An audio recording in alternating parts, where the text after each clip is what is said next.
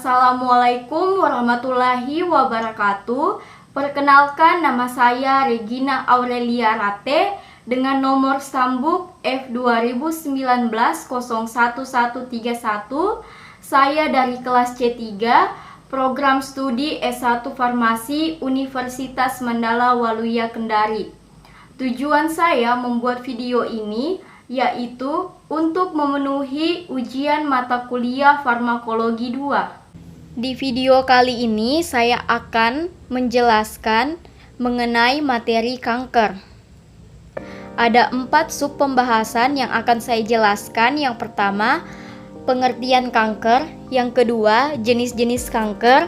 Yang ketiga, penyebab terjadinya kanker. Yang keempat, mekanisme kerja obat kanker. Baik, kita masuk pada yang pertama, yaitu pengertian. Apa itu kanker? Kanker adalah penyakit akibat mutasi sekumpulan gen pada sel tumbuh yang mengatur proses-proses penting, yaitu siklus pembelahan sel, pengaturan kematian sel atau apoptosis, dan pertahanan kestabilan atau integrasi genom atau bentuk jamak dari gen. Kanker merupakan suatu pertumbuhan yang abnormal dari sel. Adapun ciri-ciri karakteristiknya yaitu sel itu tumbuh secara tidak terkontrol, lalu dapat menginvasi dan metastatis ke bagian yang lainnya. Seperti yang diketahui bahwa metastatis adalah menyebar ke tempat lain, lalu bentuknya tak beraturan, yang makanya bisa terjadinya suatu tumor dan dapat terjadi di seluruh jaringan tubuh.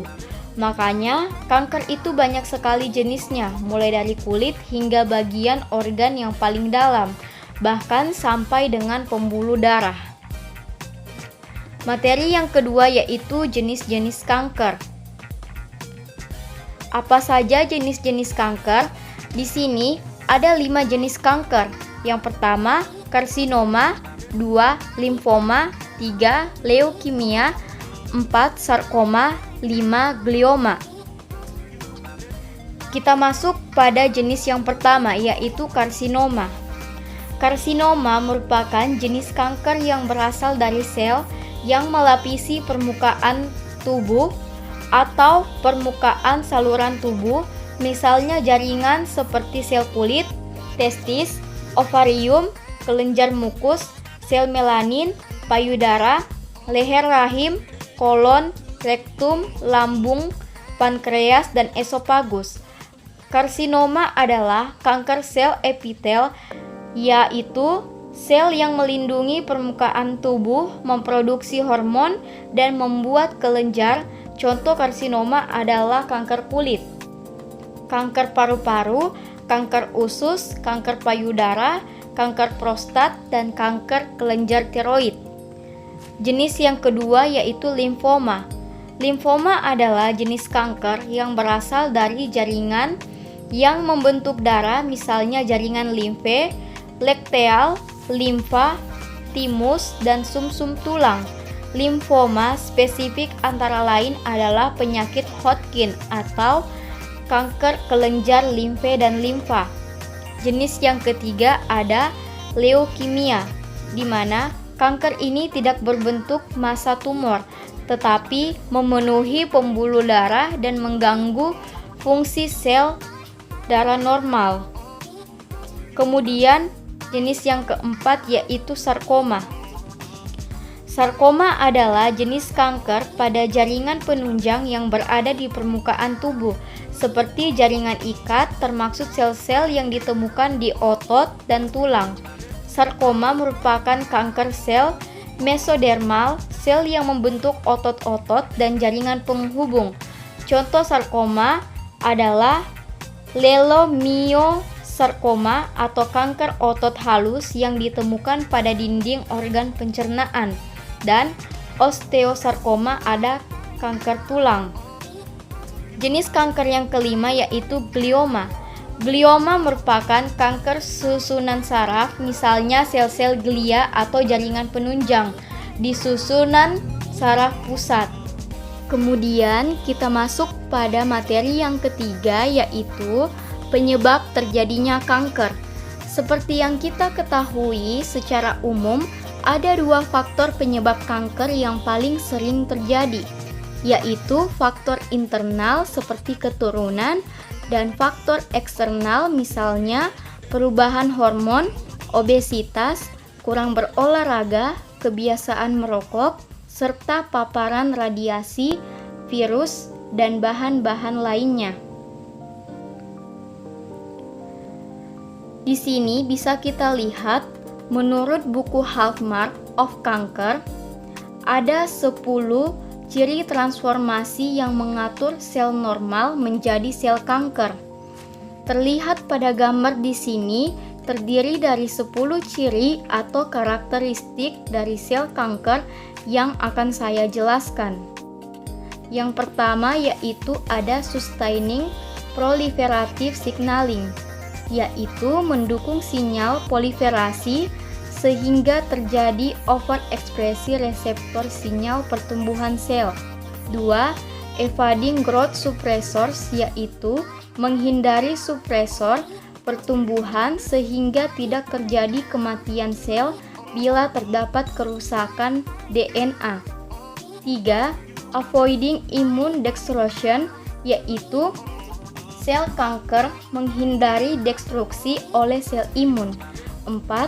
Enabling replicative immortality, yaitu di mana sel kanker bereplikasi secara terus-menerus. 5. Tumor promoting inflammation, di mana dipicu oleh inflamasi. 6. Activating invasion dan metastasis, yaitu aktivasi invasi dan metastasis sehingga sel kanker menyebar lebih luas dari tempat tumbuhnya. 7. Inducing angiogenesis, yaitu induksi angiogenesis memegang peran penting dalam kelangsungan pertumbuhan sel tumor. 8. Genoma instability and mutation, yaitu sel-sel dalam tubuh mengalami mutasi untuk kemudian berkembang menjadi kanker. 9. Resisting cell death, yaitu menghindari kematian sel. Dan yang ke-10, deregulating cellular energetics, yaitu deregulasi pengaturan energi seluler di mana energi tersebut digunakan untuk sel kanker berproliferasi. Selanjutnya kita masuk pada materi yang keempat, yaitu mekanisme kerja obat kanker. Sebelum saya menjelaskan mengenai mekanisme kerja obat kanker, terlebih dahulu saya akan menjelaskan mengenai mekanisme kerja obat anti kanker pada siklus sel. Seperti yang terlihat pada gambar, ini adalah siklus sel yang terdiri dari beberapa fase. Obat anti kanker dapat mempengaruhi proses kehidupan sel. Proses kehidupan sel merupakan suatu siklus yang terdiri dari beberapa fase sebagai berikut. Yang pertama ada fase mitosis atau M. Pada fase ini terjadi pembelahan inti mitosis dan pembelahan sel sitokinesis, menghasilkan dua sel kembar. Setelah melalui fase ini, ada dua alternatif. Yang pertama, menuju fase G1 dan memulai proses proliferasi. 2. Masuk ke fase istirahat G0. Pada fase istirahat G0, kemampuan sel untuk berproliferasi hilang dan sel meninggalkan siklus secara tak terpulihkan. Fase yang kedua yaitu fase GAP1 atau G1. Pada fase ini terjadi sintesis RNA dan protein tetapi tidak terjadi sintesis DNA. Pada akhir fase G1 terjadi sintesis RNA yang optimum. 3. Ada fase sintesis atau S. Pada fase ini terjadi replikasi DNA, sel serta sintesis RNA dan protein. Keempat, ada fase GAP2 atau G2. Pada fase ini tidak terjadi sintesis DNA, tetapi sintesis RNA dan protein dilanjutkan. Itulah proses selanjutnya adalah kembali ke fase mitosis. Demikian seterusnya sehingga merupakan suatu siklus seperti pada gambar. Selanjutnya kita masuk ke 4 penggolongan mekanisme kerja obat. Yang pertama itu ada agen pengalkilasi.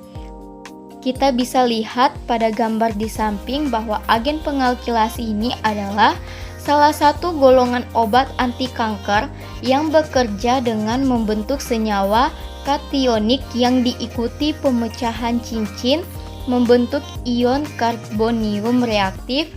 Ion ini juga bereaksi melalui reaksi alkilasi dengan membentuk ikatan kovalen dengan gugus pendonor elektron yang terdapat pada pek 4-8 struktur asam amino. Agen pengalkilasi seperti kisplatin, klorambusil, dan oksaliplatin, di mana menghambat pembelahan sel kanker dengan merusak susunan DNA yang telah mengalami mutasi genetik. Penggolongan yang kedua yaitu antimetabolit.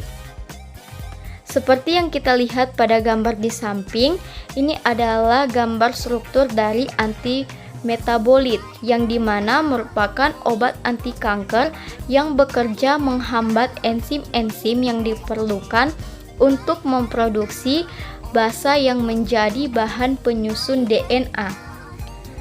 Kita lihat pada gambar bahwa antimetabolit seperti 5-fluorouracil atau antagonis pirimidin, 6-mercaptopurine atau antagonis purin, dan methotrexat atau antagonis folat akan membunuh sel kanker dengan menghambat pembentukan molekul penyusun materi genetiknya. Salah satu contoh dari antimetabolit adalah methotrexat atau MTX. Selanjutnya, penggolongan yang ketiga yaitu ada topoisomerase inhibitor. Topoisomerase adalah enzim yang mengkatalisis kerusakan sementara dan bergabung kembali dengan salah satu untai DNA topoisomerase 1 atau 2. Jadi, pada topoisomerase ini ada topoisomerase 1 dan 2. Seperti yang kita ketahui, pada topoisomerase 1, dia ini bekerja dengan cara meliputi relaksasi, pembuatan atau pelepasan simpul atau pembentukan rantai ganda, dan katenasi atau dekadenasi. Katenasi merupakan ikatan yang saling mengunci antara untai DNA dan dihubungkan dengan ikatan kovalen. Pada topoisomerase 2, dia ini tidak terjadi pembentukan rantai ganda dikarenakan pemotongan langsung terhadap kedua untai DNA. Pada topoisomerase 2, dia ini bekerja dengan cara meningkatkan konsentrasi kompleks DNA kovalen yang terpecah enzim yang biasanya terlibat dalam siklus katalitik dari topoisomerase 2 yang akhirnya memicu jalur kematian sel. Kita bisa lihat pada gambar tersebut. Di sini saya akan jelaskan sedikit pada gambar yang pertama bahwa DNA tersusun atas miliaran informasi yang disimpan dalam gulungan yang sangat rapat atau supercoilet sehingga muat untuk disimpan dalam inti sel. Agar untai DNA ini dapat disalin, struktur ini harus dibuka dulu untuk sementara oleh enzim bernama helikase. Dengan pengandaian dasar kasar, kita bisa katakan kalau helikase ini fungsinya sama seperti resleting celana. Nah, mengapa demikian? Karena saat helikase ini membuka untaian DNA akan terbentuk suatu ketegangan atau tension pada bagian DNA yang terbuka. Tegangan ini akan distabilkan oleh enzim topoisomerase agar untai DNA tidak putus selama proses penyalinan. Kita bisa lihat pada gambarnya, ini gambar seperti resleting. Jadi, itulah yang dikerjakan oleh obat kanker golongan topoisomerase inhibitor. Mereka mengganggu kerja topoisomerase sehingga untai DNA yang terbuka menjadi tidak stabil dan pada akhirnya putus.